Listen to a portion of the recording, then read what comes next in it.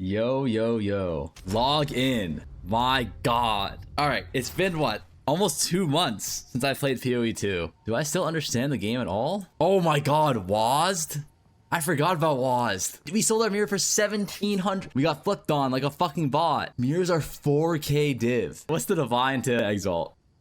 Oh my God. One divine is 2,600 exalts. One chaos is 200 exalts. Log out, chat. But I definitely want to just do like a little bit of a recap for you guys and give my opinions on what's going on. A lot of different shit happened, and I think it's going to be absolutely fucking giga. I guess we can start with like class buffs. I didn't really take too many notes on these because it was like there's so much shit, and I feel like you have to be really familiar with the classes themselves in order to really understand how impactful it is. One thing that I saw that was absolutely insane was this demon form witch change. Okay, the whole thing about the demon form witch is that you lose all the benefits of your weapon. You don't have mana anymore, and like instead you use life, but instead you gain like percentage damage and a giga roll, which is like fast as fuck, and I think you have permanent degen from being in the form with stacks or something like that. Besides that, like there weren't really that much things that I kept in track of. They had a lot of ranger buffs, but it was specifically to bow, and then they also had a lot of sword buffs that was specifically like with the elementalist, how like all of the different like ailments can kind of stack on top of each other and buff each other now. It's pretty OP. This is looking like some of the biggest changes for the classes. More importantly though, like let's talk about the league mechanic stuff, okay?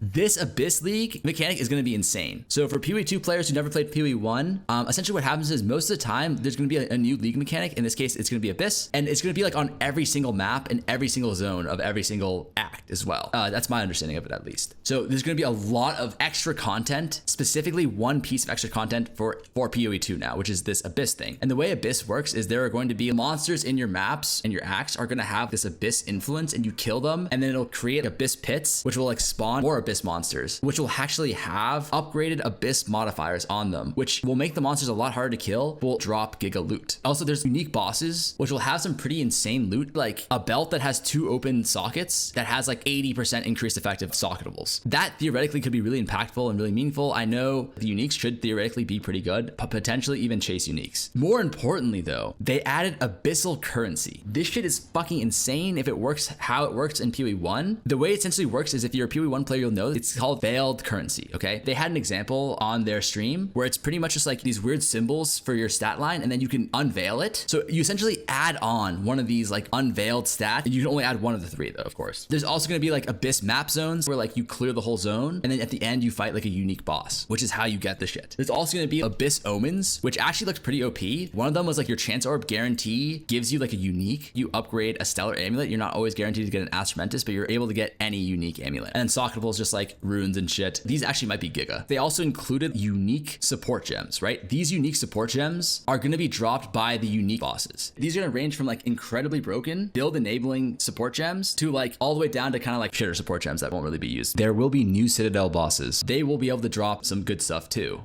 There's also Uber bosses. So they're taking some of the old bosses and then making them Uber. In PoE 1, that just means like they add some like HP to them, DR, new mechanics, and then they in turn drop usually Uber boss specific uniques. And then this is huge. Map, prefix, suffixes changed. If you look here, the top 3 are prefixes and the bottom 3 are suffixes.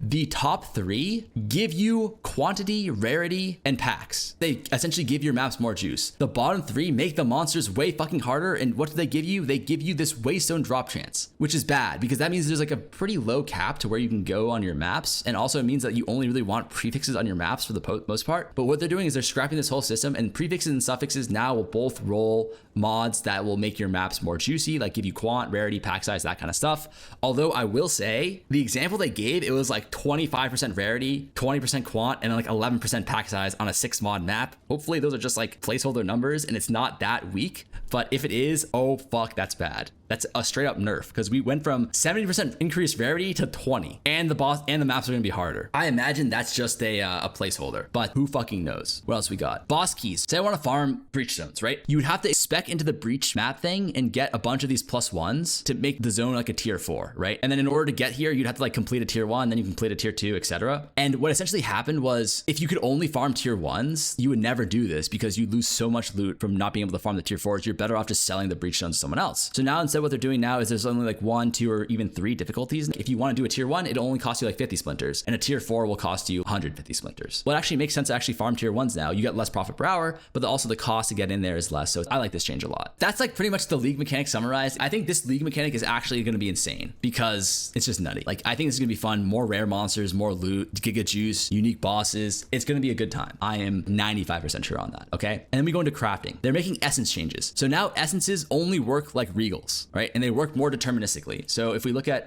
essences, here it says upgrades a normal item to magic with 1 lightning modifier. Instead of this, it'll now say upgrades a magic item to rare item, and it'll have this specific modifier, like tier 3 lightning damage or something like that. So it's completely deterministic now, and there will be a lot more tiers. So there'll be like lesser, greater, whatever, and that will not only affect like what it does, but it will affect the tier of what it does. And then there's perfect essences. These work like chaos orbs. So these are going to be absolutely broken because now you'll be able to take an item that has like 2 shitty stats and potentially be able to just chaos a shitty stat off and replace it with like tier 1 or tier 2 damage to attacks or something like that. You can't spam it, but it's still going to be very, very nice. All right, the next thing, this is actually pretty cool, is tiered currency. You will have tiered transmutes. So you can drop like a perfect transmutation orb, and then when you use that on a white item, it'll give you tier 2 plus of whatever you roll. So it's way more deterministic now. And that's not just like transmutes, so it's augments, and it's also exalts and chaos orbs too. These are going to be fucking insane, and it's going to make crafting way more deterministic. Okay. Next on the crafting docket, you see this jacket. It has 20% quality. That's the highest any item can go. Now there will be special items that will just drop with like a bonus quality on it. So you could drop a sleek jacket that has up to 30% quality on it, or it can drop with an extra socket. And then not only that, but you can still vol these items. So you could theoretically get 4 sockets on your fucking jacket. And they also have a new omen. You activate the omen, and then it'll now re-roll all of your fucking stats from 80% to all the way to 120% of what the maximum rolls are. Essentially, it means you can now get even better than tier 0 rolls. The only bad part, and this is a huge bad part, is after you Krangle divine something, it's essentially corrupted. You can't craft on it anymore. Next thing, I actually suggested this, but they're adding specific currency for maps that you can use to like reroll all your map mods. Next thing, they added Hinekora locks, okay?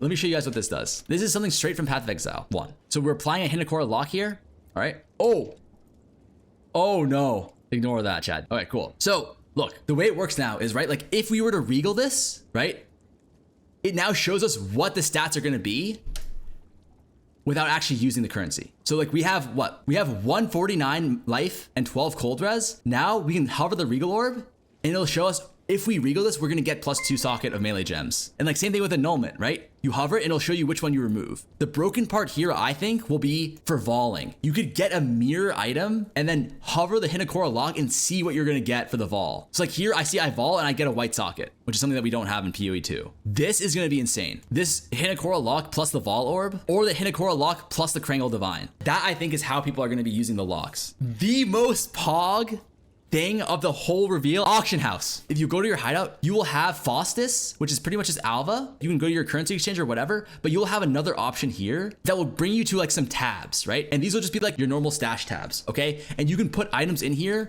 and I can list it for like 3 div. I can log out, quick goon, right? And then I can log back in, and people could buy the shit that we've been selling, right? And then there will be a separate tab with all of the loot from what you sell. So like this, it's sold, and then here it'll be like whatever currency. And the way it works for you is you will go onto the trade site, and there will be a section for people who are selling things through this way. And then instead of clicking whisper, you will be able to click like go to their hideout. And then you'll go to their hideout, and then there will be a stash here, and then it'll have all of the stuff listed that they're selling. Everything in here is 80 chaos, and you can just like click it and then take it out and pay for it without needing to trade at all. This is OP for 2 reasons, okay? Number 1, you can sell shit when you're not playing the game or when you're mapping. Insane like efficiency. And number 2, no more price fixer. Let me show you something. This is the case for PoE 1 as well. If you want to buy these tier 0 dusting uniques in PoE 1, this will essentially be the first 10 to 20 postings will just be price fixed bots. They're trying to get you to think the price is lower than they are. You put it up for 4.9, and then they buy it from you, and then they sell it for what it's actually worth, which is like 7 div, right? Maybe 7.2. Yeah. So it's scummy, but this system will help with that a lot. Okay. I don't want to say there will be no more price fixing,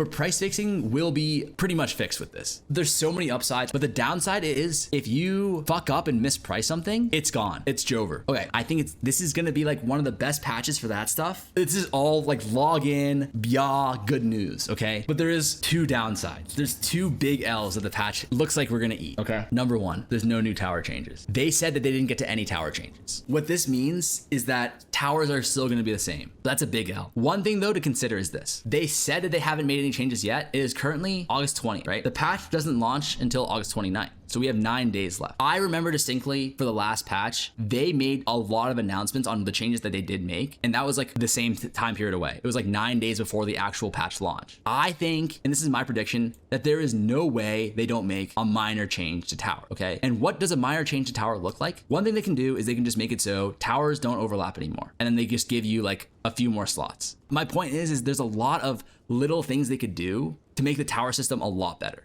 And I think that they're going to do that. They have 9 days to come up with something. The other downside is there's no new class. There is a lot of hype about having Druid. I heard it as well. I heard the murmurs, the whispers that there is going to be a new class, and that's just not happening. That one for sure is not happening, or else they would release it. This is not one of those things that they can cook up in 9 days and fix it, right? But this first 99% of what they did was like fucking immaculate. They made so many changes to ascendancies, so many changes to interactions. They added a fuck ton of nodes on the skill tree. So like now it's like a lot more dense. Like they gave an example, like here you see all this empty space. This is like all packed to the brim, like sardines in a can, okay? The crafting's insane. The league mechanic is gonna be fucking nuts. The new trade, I actually cannot wait. I'm gonna make so much fucking money on the first week of the league due to all these changes, okay? The only downside, and it's a really, really big one, I cannot stress how big it is the no tower change. They have 9 days. I think they can change it.